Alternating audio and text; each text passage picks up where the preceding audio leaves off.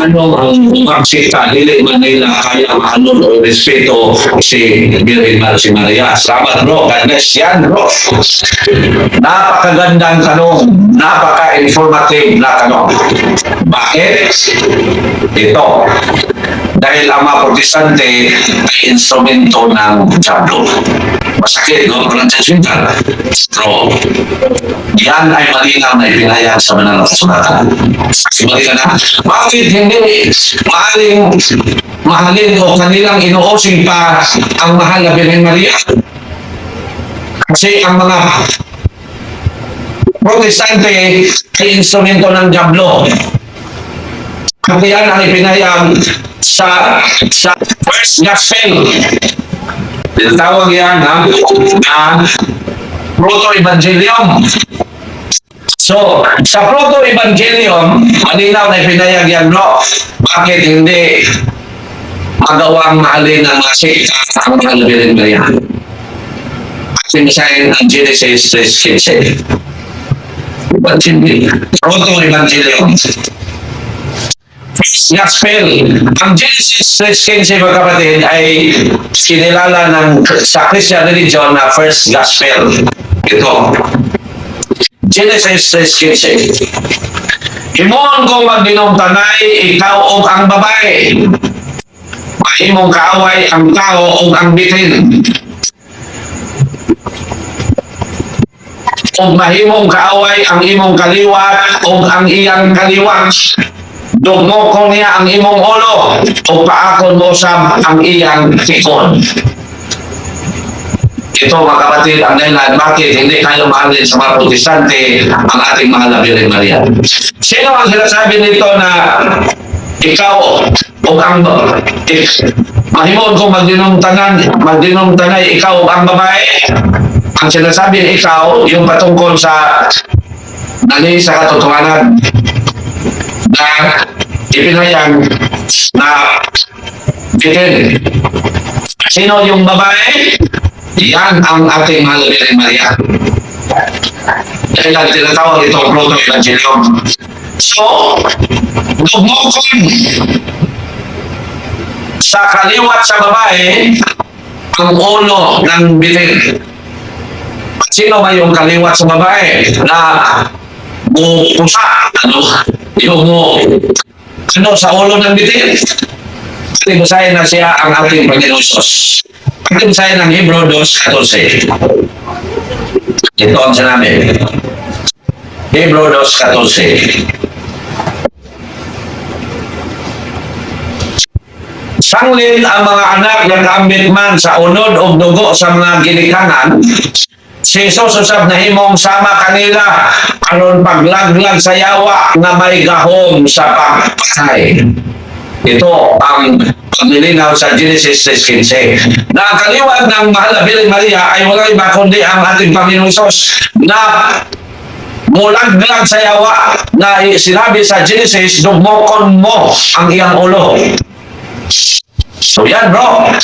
Ang dahilan bakit hindi mahalin-mahalin ng mga protestante ang mahal na Birhen Maria kasi sila ay kaliwat ng Birhen. Kaya sinasabi ng Panginoon Sos sa Juan 8:44, yung mga tao na hindi kumilala sa Kanya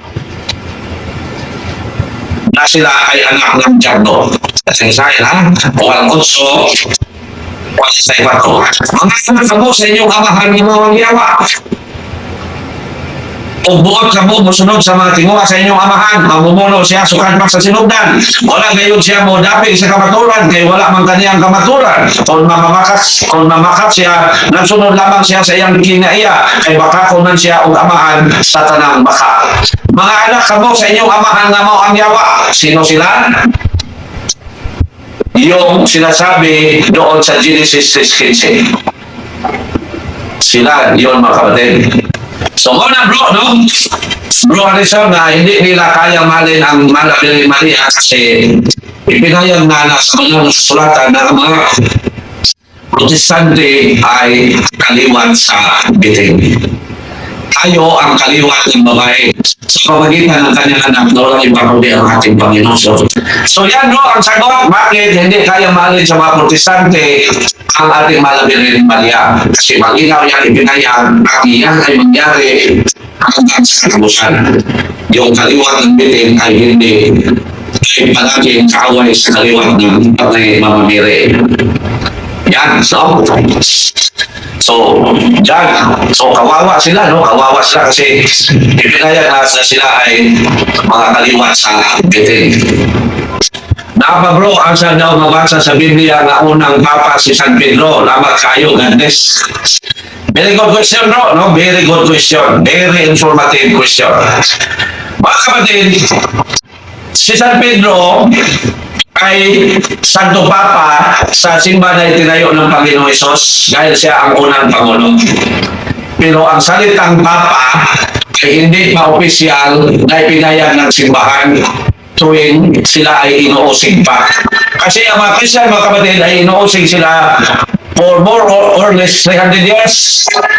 Nabigyan sila ng liberation noong 313 sa pamagitan ni Constantine the Great. At sa panahon na sila ay inuusig pa, ginagamit na nila ang salitang Papa sa pagtawag sa kanilang Pangulo. Ngunit hindi pa official na na-declare sa simbahan. Uli na nilang naisip na Papa ang pagtawag natin sa Pangulo sa ating lahat. Uli na. Dahil dyan, si San Pedro, kasi siya ang unang pinuno sa Christian religion, kinilala siya bilang unang Santo Papa. Kahit sa kanyang panahon ay hindi pa naisipan ng mga Christian na tawagin Papas from this word ang kanilang pinuno. Kasi na, San Pedro ang unang Pangulo.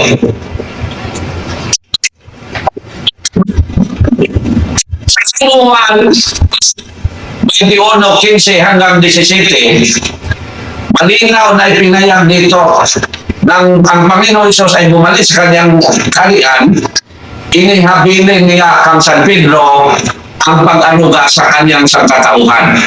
San Juan 21:15 hanggang 17. Kung sila makakawin, mingon si Sos kang Simon Pedro. Simon, anak ni Juan, gigugma mo ba ako labaw sa kanang sa imong pagigugma sa uman? Si Sos, kasi yan ito ba? Oo, Ginoo. Nasayod ka nga gigugma ko ikaw. Si Sos, mingon kaniya, at mga ang ako mga nating kanilo. Niya, mingon na usag si Sos kaniya. Simon, anak ni Juan, gigugma mo ba ako? Si Simon mitubag mag-usap, oo, Ginoo, nasayod ka nga gigugma ko ikaw. Si Jesus mingon kaniya, at timana ang akong mga karnero. Unya sa katulong ni gayon, si Jesus mingon, Simon, anak ni Juan, gigugma mo ba ako? Si Pedro nasumo, tuod kay gipangutan naman siya ni Jesus sa makatulo kung siya gigugma ba niya? Kung si Pedro mingon kaniya, Ginoo, nasayod ka sa tanan, nasayod ka nga gigugma ko ikaw. Si Jesus mingon kaniya, at timana ang akong mga karnero. So, ibig sabihin ng Panginoong Hesus, nang siya bumalik sa kanyang kaharian, ibinigay niya ang pag-aluga sa kanyang katawan kay Saint Peter. At ano naman ang ibig sabihin sa karnero? Na malinaw na maintindihan din na sa katawan. Pero basahin natin mga kapatid, ang Salmo 79:13 na ang sinasabi ng Panginoong Hesus na at timana ang aking mga karnero, ang ibig sabihin niya ay isang katauhan o ang simbahan na itinayo ng Panginoong Hesus. Ating basahin ang Salmo 79:13. Ito ang sinabi. O niya kami na imong katauhan ang karnero sa imong panon. So, ibig sabihin, ay ibinigay ng Panginoon Hesus ang pag-aruga sa kanyang katawan kay Saint Peter. Ginagamitan niya ng salitang karnero. Kasi ang simbahan ay tulagway na ni Lord Jesus o Turil. Kasi sa'yo mga kapatid ang Juan 16. Okay. Ano ang sinabi nito? Ako adunay ubang mga karnero nga wala may sakop ni ining turila So yan ang simbahan. Ihulagway ni Lord Jesus na turil. Kaya ang sagatuan ay ihulagway ko ni Lord Jesus o kanino. Now, ano naman ang sinasabi ng Panginoon Sos? Hindi man na ang akong mga nating kanino.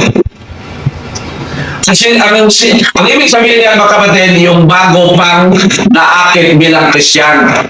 Yan sila ang mga dating kanino. At saka yung mga bata pa. Yan ang sinasabi ng Panginoon Sos, alagaan mo ang aking mga dating kanino. So si San Pedro, ang kinilala sa Christian religion bilang unang Santo Papa kasi siya ang unang pangulo sa Christian religion. At nang dumating ang panahon na ginagamit ng Krisya, sa mga Krisyan ang salitang Papa sa pagkilala sa kanilang pinuno pangkalahatan, kaya si San Pedro ang kinilala bilang unang Santo Papa. Yan mga kapatid, balikan na sa dito. Tuwing ginagamit na sa mga Krisyan ang salitang Papa na hindi pa ginagamit sa panahon ni San Pedro, kasi si San Pedro ay kinilala din na Santo Papa kasi siya ang unang pangulo sa simbahan. Papa, from the Greek word papas meaning pinuno din. Yan bro, no? Pinuno sa simbahan. Kasi ay habang sa pananampalataya. Kinsay niyan ha? Sa 1 Corinto 4:15. So upang maiba sa ibang obispo ang pinuno sa simbahan, kaya kinilala siya bilang Papa. At din sa mga kapatid, ang lahat ng mga pare ay ama ng pananampalataya. 1 Corinto 4:15. Ito ang sinabi. Okay.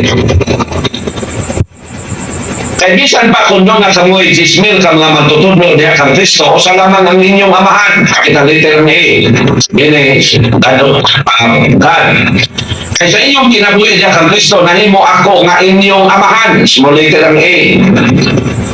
Binagi sa ako pagdala sa mayong malita nga na kaninyo. That is why mga pare, ama sa pananampalataya, no? So yan, no? So patuloy tayo, no? Patungkol sa Holy Spirit. So dito, okay. So, ang Holy Spirit ay isang persona. Bakit? Siya ay nagsalita. Mababasa ba sa Bible ang Holy Spirit ay nagsalita? Hindi basahin mga kapatid ang Gawa 13:2 at saka Gawa 8:29. Hindi basahin ha? Ang Holy Spirit ay isang persona dahil siya ay nagsalita. At basahin ang Gawa 8:29 at saka Gawa 13:2. 8:29. Okay, ito ang sinabi. Ang Espiritu Santo miingon kang Felipe. Ikaw ha? Nagsabi kay Felipe, Tua o abaye ang karwahe. Busa bidagan si Felipe nato sa nagto kaniya o hindungan niya ang Eunuco na nagbasa sa basahon nga sinulat ni Propeta Isaias. So matinaw ha? Ang Espiritu Santo miingon kang Felipe at tua o abaye ang karwahe. So inutosan sa banal na Espiritu si Felipe, isang apostol na puntahan ang isang Eunuco. Eunuco meaning tao na kinapon na nagbasa ng banal na kasulatan. Ito ba, sa Gawa 13:2, ang Espiritu Santo ay nagsalita din. Dos, usakan daw niya na samtang nagsimba sila sa Ginoo o nagbuasa, mingon kanila ang Espiritu Santo, igahin kanako si Bernabe o si Saulo alang sa buhat na mo hinungdan sa pagtawag ko kanila. So ang Holy Spirit ay mayroong sariling persona kasi siya ay magsalita. So ang pinangaral ng modern sikta, ang Holy Spirit ay kapangyarihan. Pero bakit magsalita? Ibig sabihin, mayroong sariling pagkasiya o sariling buhay ang Holy Spirit. Kasi, nag-utos siya. Nag-utos siya. At sa Isaiah 63:10, naramdaman niya nagsubo siya. Nanungkot ang Holy Spirit sa siyang persona. Kasi ang persona hindi dahil sa katawan, kundi dahil sa kanya intellect at will. So yan, mga kapatid, no? So malinaw na ang Espiritu Santo ay persona. Siya ay Diyos. Dahil sa ating binasa kanina sa Ebanghelyo ni San Mateo chapter 12 verse 31 to 32, malinaw na ipinayag ng Panginoon Hesus na ang nagkasala sa banal na Espiritu ay hindi maaring mapatawad kailanman. Pero ang tanong, ano ba ang kasalanan laban sa Holy Spirit?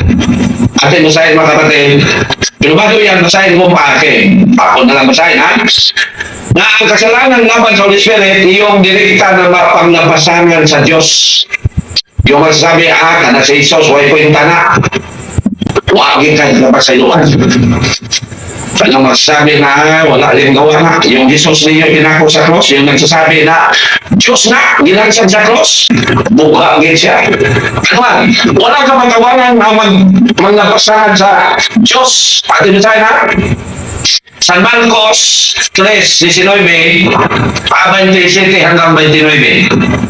Ito ang ipinayag ng Panginoong Hesus. Ito.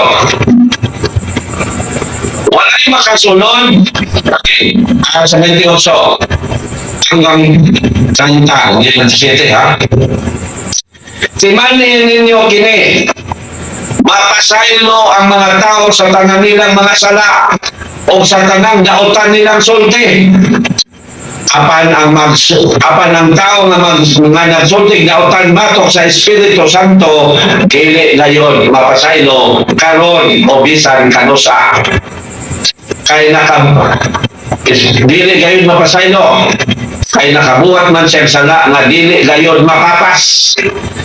Sa 30, gisulti kini ni Jesus kay may pipila manggod ka mga tao nga miingon nga siya giyawaan. So kung magsabi tayo, kung ang isang tao magsabi na walang kwenta ang Panginoong Jesus yan, walang yung kwenta, ang Diyos ninyo, walang kwenta yan. Ang Diyos ang tunay, bugha ni Galia. Kaya ang sa natin against the Holy Spirit, walang kapatawaran. Yan. So ang Holy Spirit, ang tanong na naman siya ba, sumaring siya ay higit pa sa Diyos ang makasala kasi ang makasala sa kanya ay hindi man magpapatawan. No, hindi. Sinabi lang niya ng Panginoon Hesus na ang magkasala sa Espiritu Santo ay hindi mapatawad upang kilalanin ang Holy Spirit bilang isa sa mga persona sa nag-iisang Diyos. Yan, mga kapatid. At yan ang pagiging Diyos ng Holy Spirit ay nilinaw ni San Pedro sa Gawa 3 hanggang 5. At ito sa akin, ha?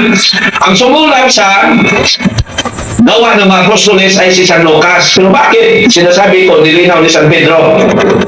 Kasi mga kapatid, ang first 1 to 14 chapters ay yung ginagawa ni San Pedro. Ang 15 to 28 chapters ay yung mga ginawa ni San Pablo. Ang ginawa ni San Pablo at ni San Pedro ay isinulat ni San Lucas, kaya ang Gawa ay isinulat ni San Lucas. So ating basahin ang Gawa 3 hanggang 5 na nagpapahayag ng Espiritu Santo ay Diyos. So 5, 3 hanggang 5. Saya na? Si Pedro mingon kaniya, Ananias, nanong nagbatintang ka man ni Satanas o namakak sa Espiritu Santo, pinagi sa pagtipig o bahid sa alin sa katigayunan. Sa wala pa rin mo ibaligya ang katigayunan imo kanto, o sa diyan na baligya nga ang kalin imo gyapon, nga manong namakak ka man. Dili ang mga tao ang imong gibakakan, kundi ang Diyos. Sa 5, sa pagkadungog ni Ananias, nining natumba siya o namatay. Bakit? Kasi hindi mapatawad magkasawat ang magkasala against Holy Spirit.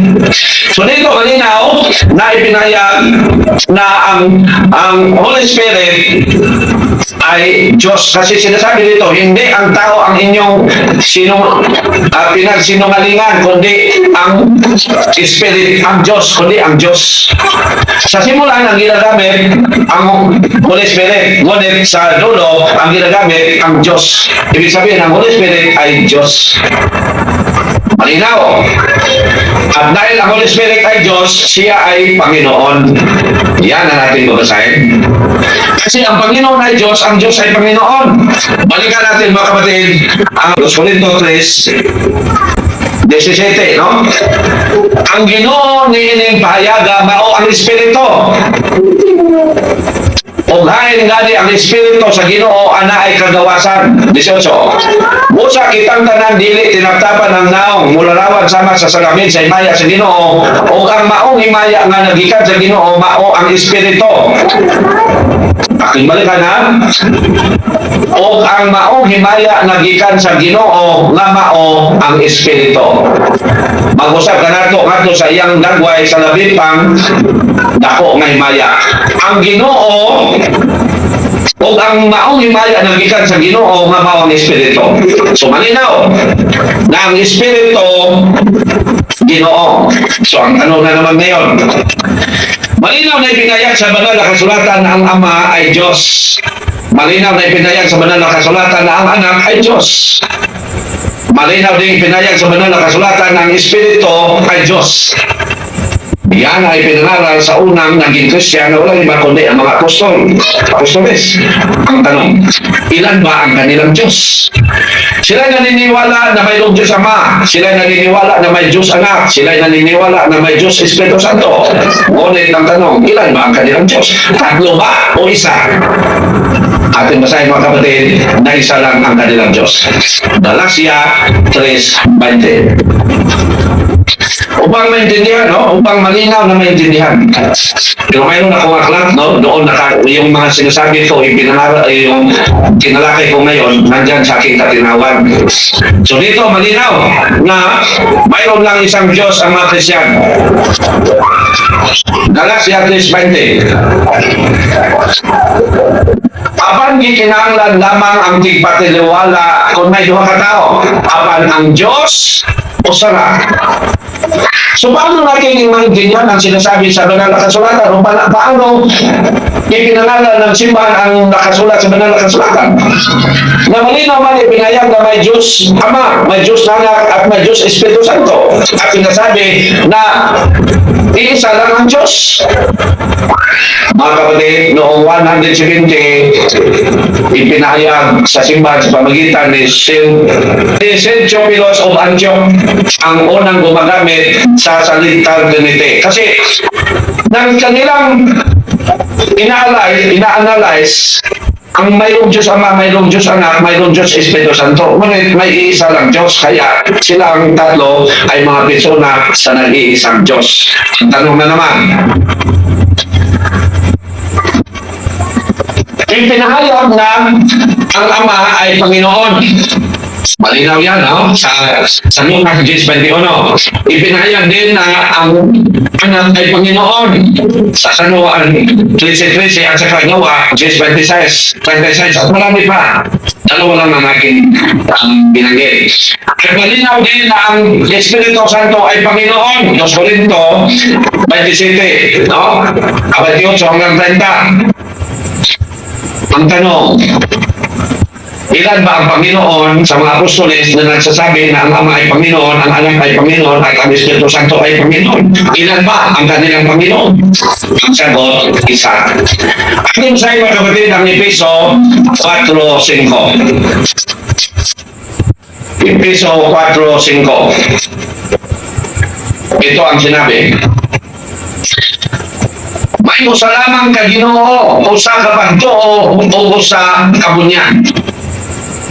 Ibig sabihin, na ang Ama na Panginoon, ang Anak na Panginoon, at ang Espiritu Santo na Panginoon ay hindi tatlong Panginoon, kundi iisang Panginoon lamang. Kaya, Trinity.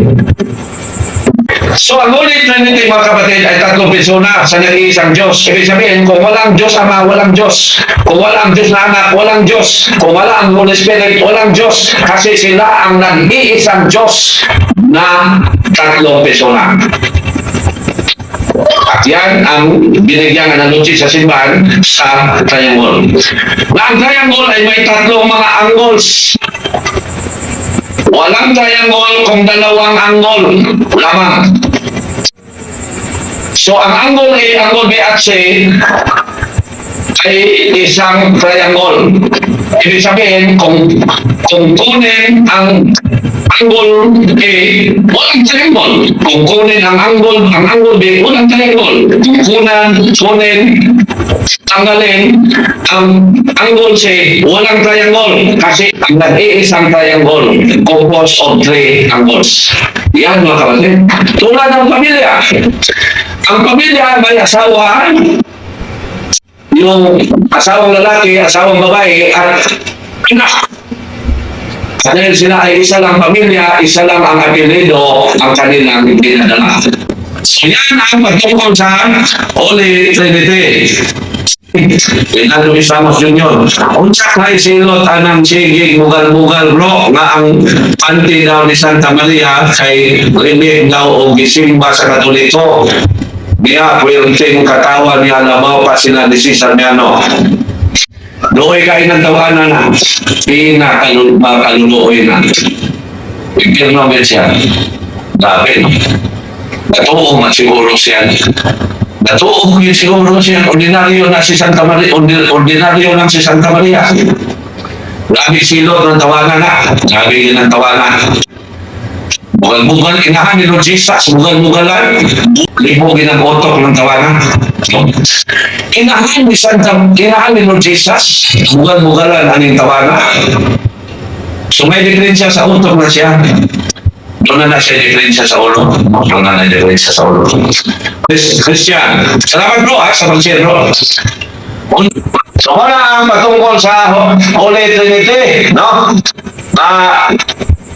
Dili basta-basta ang mga pagtulunan sa Ginoo. Dili masabtan pangutana sa simbahan. Kaya di nato matungkan ang Ginoo. At basahin natin mga kapatid ang Ecclesiastes 3:11 na dili ginato matungkan ang Ginoo. Matuhan nga ang Diyos usara nga mao ang tulo ka persona naman anak ng Espiritu Santo.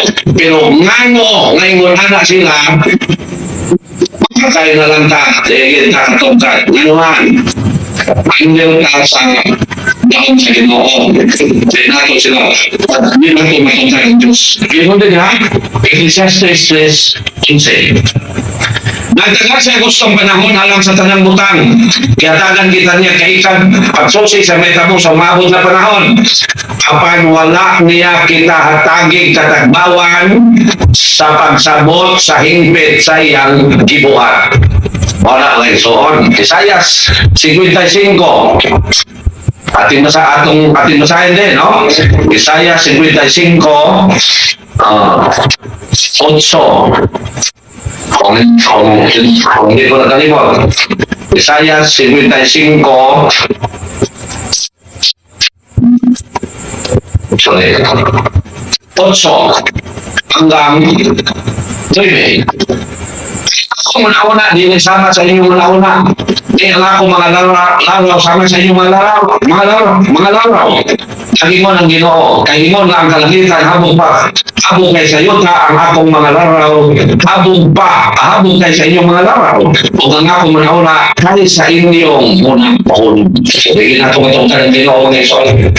So, kung doon na tayo din masabtan, just ask to the rest, no?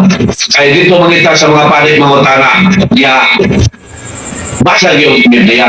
Sa panik kita mga utana, itong masawa ng Malakias 2:7.